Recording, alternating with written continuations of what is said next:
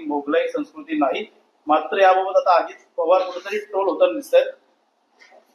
असं आहे की देवेंद्र फडणवीस हे मी नेहमी म्हणतो की एक संस्कारक्षम नेते आहेत. आमचे वैचारिक प्रचंड मतभेद आहेत.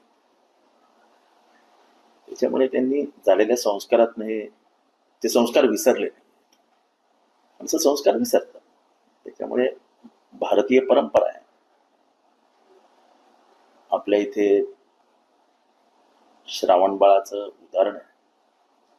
आपल्या इथे बापाला दिलेला शब्द आणि 14 वर्षासाठी गेलेलं वनवासात गेलेला राम हे आपल्यासमोर रामायणच उदाहरण. त्याच्यामुळे बाप आणि पुलका याचं नातं वेगवेगळ्या ठिकाणी वेगवेगळ्या पद्धतीने पण संस्कारित पद्धतीने अधोरेखित केलेलं आहे. त्याच्यावरती अजून काय बोलायचं. देवेंद्र भाऊंचं कौतुक आहे की मोदींचा उत्तराधिकारी व्हायचं त्यांच्या मनात आहे की नाही मला माहित नाही, पण कमीत कमी त्यांनी बोलताना इथं सांगितलं की वडील जिवंत असताना त्यांचा उत्तराधिकारी किंवा तुम्ही राजीनामा द्या असा काही म्हणजे आज पुढे प्रश्न येतच नाहीत असं हे बोलणं.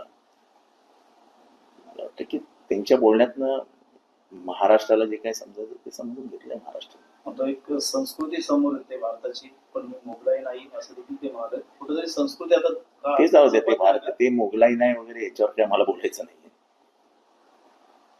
प्रश्न हा आहे की त्यांनी आपल्या मर्यादा ओलांडल्या नाहीत आणि मर्यादांचं पालन करणं हे भारतीय संस्कृतीची उच्च परंपरा आहे.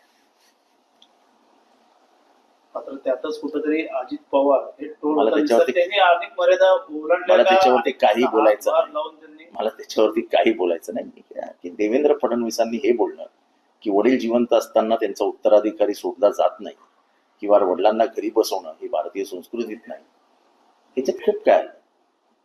गेल्या काही दिवसापासून फडणवीसांचंच नाव येतंय. मात्र त्यांनी सांगितलं येणाऱ्या काळात देखील पंतप्रधान नक्कीच दिसणार.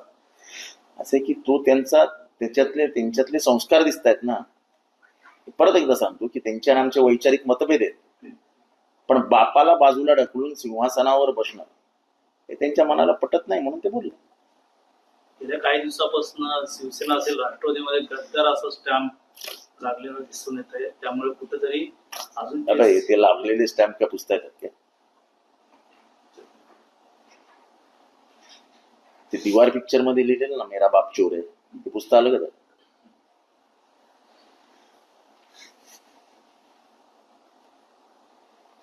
सर्व खोक्या प्रकरणात विलट ठरवून आपल्याला कुणाचा फल्ट रचला.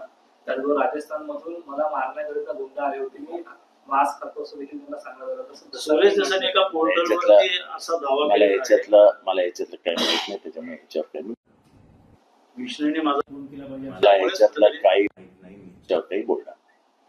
सर, धनंजय मुंडेंचे सहकारी राजेंद्र धनवट आणि पोपट धनवटांनी शेतकऱ्यांच्या जमिनी लाटल्या. अंतिम जमिनी पीडितांसोबत घेऊन आरोप केलेले आहेत.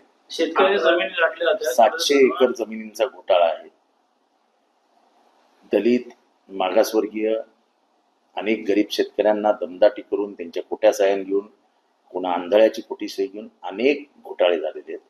आणि त्याच्या मागे देखील राजकीय राजश्रय होता.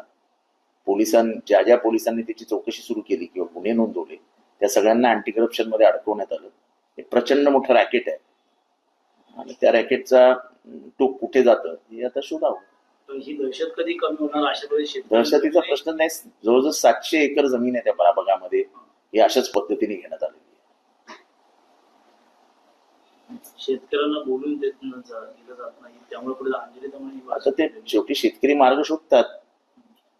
शेतकऱ्यांनी मार्ग शोधला.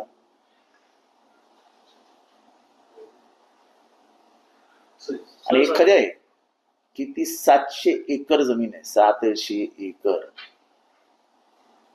आणि जास्तीत जास्त जमिनी ह्या दलित म्हणजे महार बौद्ध समाजाच्या लोकांच्या जमिनी आहेत. त्या दादागिरी करून काढून घेतल्या जमिनी. सर्व सहकारी धनंजय मुंडेंचं आहे. मला त्याच्यावरही काही बोलायचं नाही. आता याचा शोध घ्या की पोलीस स्टेशनला फोन कोणी केले, पोलिसांवर दबाव कोणी आणला. 11 केसेस आहेत. 11 केसेस. आणि हे एवढे दिवस बोंबलतायत शेतकरी. रेव्हेन्यू डिपार्टमेंटमध्ये जाते, पोलीस डिपार्टमेंटमध्ये जातात, कोणी कधीही लक्ष दिलेलं नाही. त्याच्या मागचं कारण काय हा प्रश्न आहे. 700 एकर जमीन एक माणूस जमा करतो, सोपी गोष्ट आहे. तर संतोष देशमुख प्रकरणात जी महिला होती मनीषा घोडकेची हत्या झालेली आहे. अनेक कारण समोर येत आहेत. अनैतिक संबंध असतील, पैशाच्या वादातून खून झालेला आहे. आपण कुठेतरी पुरावे नष्ट करण्यासाठी त्या संबंधात मला काय माहिती. सध्या मराठीतनंच सर्व काही व्यवहार व्हायला पाहिजे असं मनसे अध्यक्ष राज ठाकरे यांनी सांगितलं. काय नवीन काय आहे? मराठीतनं व्यवहार झालं पाहिजे हे धोरणच आहे. त्याच्यात नवीन काय आहे? नवीन काय असेल तो विचारा.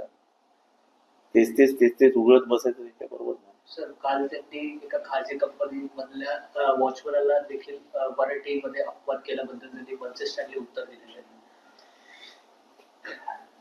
ठीक है. सर, वक्फ इंट्रोडक्शन होने वाला है, किस तरह से करेंगे इसमें एकजुट मुझे लगता है वक्फ में जबरदस्ती हो रही है. वक्फ जमीनें ये किसी की नहीं है. ये वक्फ जमीनें जो आई हैं इसका इतिहास है कि ये जो मुस्लिम धर्मी है वो अपने धर्म की हिफाजत के लिए, अपने धर्म के जैसे मस्जिद बनानी है, मदरसा बनाना है, स्कूल बनाने हैं, कॉलेज बनाने हैं, तालीम के लिए और कुछ बनाना है, कई कब्रिस्तान बनाने हैं, तो उनके लिए जो जमीनें हैं वो वक्फ के माध्यम से आती है. तो वक्फ की जमीनों को उनके जो पूर्वज थे, बाप दादा थे, ये अमीर लोग हैं, आज भी जिंदा अमीर लोग हैं, उनकी जमीनें हैं, वो कभी कभी दे देते, दान दे देते हैं. उस दान को वो वक्फ कहते हैं. और वो वक्फ वो उनका अधिकार है. सरकार को क्यों उसके पीछे लगना है मुझे नहीं समझ में आ रहा है. लेकिन भारत में कहीं ऐसी जगह है जो कोई नहीं ले सकता है क्योंकि वो वक्फ की जमीन है और उसके ऊपर पूंजीपतियों की नजर है.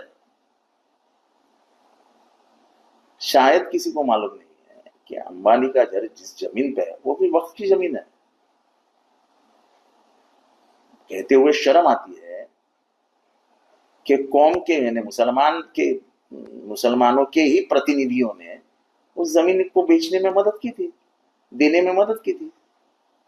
लेकिन वो जमीनें सिर्फ गरीबों के लिए इस्तेमाल होना चाहिए, कौम के लिए, मुसलमान धर्मियों के लिए इस्तेमाल होना चाहिए, ये उसके पीछे का इरादा है और वो साफ और नेक है. सर, तो क्या लगता है इंडिया में जो नीतीश और नायडू है इनको समर्थन कर पाएंगे क्या कि उन्हें मुझे नहीं मालूम है. लेकिन जो भी आदमी, जो भी दल भारत के प्रति प्यार रखता है, मोहब्बत रखता है और भारत का संविधान को सामने रखता है, मुझे नहीं लगता किसी ने इस बिल को समर्थन करना चाहिए. क्या करना है तुम्हारे दूसरे धर्मियों के बीच में जाके? तुमको करना क्या है? उनको जीने दो ना अपने तरीके से. ये क्या चालू कर दिया नया? मटन मत बेचो, मटन मत खाओ, ये मत करो, वो मत करो. अरे ये तुम्हारे बाप का भारत है क्या? सर, नागपुर दौरे के बाद मोदी जी का रिटायरमेंट की बात करी गई है. किस तरीके से कि मोदी जी कब रिटायर होना है, बड़े नेता हो उनको रिटायरमेंट की कब रिटायर होना है, कब करना है, वो खुद डिसाइड करेंगे. उसमें हम लोग बात करके कुछ होने वाला है क्या? हमारा कुछ लेना देना है क्या उससे? उनकी मातृ संगठन है आरएसएस, वो स्वयं प्रधानमंत्री है, वो डिसाइड करेंगे. हम उसमें क्यों बात करें? सर, फडणवीस कह रहे हैं कि जब तक बाप जिंदा रहेगा तो बिल्कुल अच्छी बात कही, मैं खुश हूं, मैं अभिनंदन करता हूं कि मर्यादा का उल्लंघन नहीं किया उस आदमी ने. और मर्यादाओं का पालन करना ये भारतीय संस्कार है. जैसे दशरथ राजा को जबान दी थी तो राम गया ना 14 साल के वनवास पे बाप की इज्जत रखने के लिए. ये भारतीय संस्कार है. यहां तो देखने में मिला कि बाप को कब मैं घर से निकालता हूं और कब मैं कुर्सी पे जाके बैठता हूं. और मुझे अभिनंदन है देवेंद्र फडणवीस जी के, तो उन्होंने, ठीक है कि उनकी उम्र उनके पास है. आज भारत में एक होशियार नेता करके उनकी पहचान है. उनके दिल में क्या है मुझे पता नहीं. कम से कम ये मर्यादा तो उन्होंने कही कि बाप जिंदा है तो उसका उत्तराधिकारी का सवाल कहां पैदा होगा. श्रावण तो बालका सर ने उदाहरण दिया राजनीति, था। बाप और पॉलिटिक्स, राजनीति दोनों चीज अलग हो सकती है। बाप अलग कहानी जो गुरु बोल हो सकते हैं और राजनीति अलग होती है। ये चीजें नहीं देखो, ऐसा है, राजनीति और बाप ये अलग नहीं हो सकते। बाप बाप होता है, ये समझो। बाप को तुम जुदा नहीं कर सकते हो।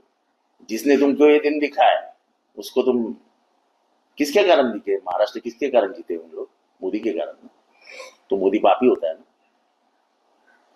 क्या बात करते हो? सर इस सवाल पे अजित पवार भी समर्थन कर रहे हैं, किस तरीके से देखते हो साहब? मुझे नहीं मालूम वो क्या करना है। श्रावण बालका ने उदाहरण दिया है इस घड़ी पे आपने कि उत्तरदायी कौन रहेगा इस बारे में। नहीं तो ये हमारी परंपरा रही है ना कि हम, श्रावण बाल ने भी अपनी बाप की जो सेवा की वो हमारे भारतीय संस्कृति और संस्कार दिखाती है ना, तो मैं उसका उदाहरण दूंगा। सर और ये परंपराओं का जतन होना चाहिए। सर राज ठाकरे ने भाषण के बाद मराठी मानुस पे एक तरीके से उन्होंने सपोर्ट करना शुरू किया, मराठी मानुस का बैच चालू करी और दूसरी ओर से बीजेपी सपोर्ट दिखा रहे हैं। आप किस तरीके से देखते हैं कि उन्होंने आंदोलन चालू किया मराठी भाषा को लेकर? तो वैसा ये मुझे लगता है ये घिसी पिटी बातें हैं। मुंबई मराठी आदमियों का है, ये बात उतनी ही सच है। और मराठी आदमियों को दबाने का काम हो रहा है, ये भी बात सच है। अब कोई नेता उठ के बोलेगा कि मच्छी मत बेचो, मटन मत बेचो, खाओ मत। अरे भाई, तेरे बाप का महाराष्ट्र है क्या? और तू अकेला देवी की पूजा करता है क्या? हम देवी की पूजा नहीं करते क्या? ये हमारा इलाका है भाई, ये हमारा इलाका है, हमारे बाप जादाओं का इलाका है। ऐसे कहे तो हम भी बाहर से आए हैं। जिनका इलाका है वो कोली और आगरी, उनका खाना ही मच्छी मटन है। और आज नहीं है, सदियों से है। तो उनके खाने पे क्यों जा रहे हो तुम लोग? मराठी आदमी का जो खाना है वो खाने दो ना उसको। तुमको नहीं खाने का मत खाओ, हम तुमको बोल रहे हैं जबरदस्ती तुम खाओ। तुमको नहीं खाने खाओ, तुम जो करना है, जो भी वो दाल भात खाना है घर में जाके खाओ। कौन बोल रोका है तुमको? तुमको पूजा करने से कोई रोका है क्या? लेकिन हमारी पूजा चालू है तो हमारी भी पूजा चालू है। नवरात्र तुम्हारी है तो हमारी भी है, उसमें क्या है? तो सर त्योहार के माहौल में ही इस तरीके ये की राजनीति क्यों होती उनको है? हिंदू मुसलमान, वेजिटेरियन नॉन वेजिटेरियन, जाति जाति में झगड़े, भाषा के झगड़े, यही लगाना इनका काम है। क्योंकि इनको नौकरियों के बारे में बात नहीं करना है, इनको बढ़ती हुई महंगाई के बारे में बात करना नहीं है। डॉलर का बढ़ता हुआ भाव, यानी रुपये का गिर रहा हुआ भाव, और उसमें अंतरराष्ट्रीय स्तर पे बेइज्जत होने वाला भारत, उसकी बात नहीं करनी है। चाइना अंदर घुस रहा है, उसकी बात नहीं करनी है। महंगाई की बात नहीं करनी है। सब जगहों पे पीछे जाने वाला भारत, उनको दूर रखना है। तो फिर झगड़े लगाने के लिए और क्या है? जात पे आओ झगड़े लगते हैं, धर्म पे आओ झगड़े लगते हैं। कोई बोलेगा मच्छी मत खाओ तो मैं बोलूंगा मच्छी खाओ, तो फिर झगड़े लगेंगे। तो ये झगड़े लगाने का काम है। ये नॉन इश्यू को इश्यू बना के लोगों को डायवर्ट कर देते, उसमें क्या बड़ी बात? तर हेच मराठीत बाडग्यांची बांग जोरात अशा पद्धतीने ट्विट करत तुम्ही संजय निरुपम यांच्यावरती निशाणा नाही, साधलाय. अरे, संजय काल काँग्रेसमध्ये असलेला माणूस आज तिथे जातो आणि एवढ्या जोरात बोलतोय, म्हणून मी म्हणलं पाडग्याची बांग नेहमी जोरातच असते. हे नवीन नवीन असतात ना. मग आपल्या पक्षामध्ये बघा, मी तुमच्यासाठी कुस्ती खेळायला उतरलोय, मी महाराष्ट्र केसरी आहे असं दाखवण्याचा अट्टहास असतो यांचा. काय गरज आहे बोलायची? चांगलं आहे ना, वातावरण चांगलं आहे ना मुंबईतलं, कशालाही खराब करायचा प्रयत्न करतायत. मराठी माणसाला कशाला डिवसता? आम्ही इथे म्हणजे मूळ मराठी माणसाच्या मुंबईमध्ये भारतातली सगळी लोक येऊन राहतात. आणि मी नेहमी म्हणतो की ही माती इतकी पोषक आहे की या मातीचा कुमकुम टिळक ज्यांनी लावला तो कधी उपाशी झोपत नाही. तो कुठल्याही जातीचा असो, कुठल्याही प्रांताचा असो, तो मराठी असो अमराठी असो, पण मुंबई कोणाला उपाशी झोपायला देत नाही. ही मुंबईची ओळख आहे. कशाला त्या मुंबईशी मस्ती करता? आज तुम्ही मुंबईत आलात, खासदार झालात, तुम्हाला सन्मान दिला मुंबईने, मोठं केलं मुंबईने, कशाला या आईशी खेळता तुम्ही? कशाला त्या आईला रक्तबंबाळ करता? सवाल हा आहे की मुंबईमध्ये राजकारण करायचं ते कुठल्या स्तरावर जाऊन करायचं? तुम्ही आमच्या खाद्यावर आहे ना, आम्ही काय करायचं ते तुम्ही आम्हाला सांगा. मुंबईच्या रस्ती गल्ली बोळामध्ये मटणाची दुकान आहेत, मच्छीची दुकान आहेत, ती कोणाची आहेत? ती मराठी माणसाची आहेत. बंद करा असं त्यांनी सांगितलंय. बाबाची मुंबई आहे का? बंद करा काय?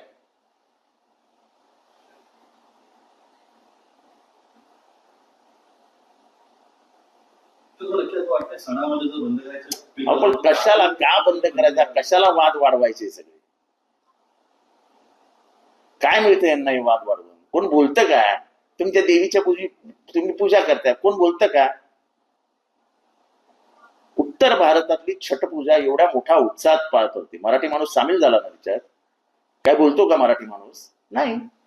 मराठी माणसाची विशाल हृदय ही तिची ओळख आहे.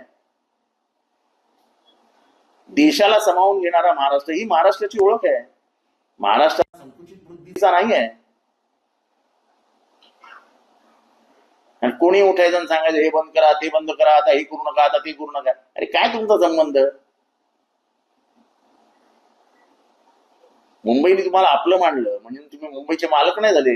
मुंबईचा मालक हा मराठी माणूसच आहे. एबीपी माझा, उघडा डोळे बघा नीट.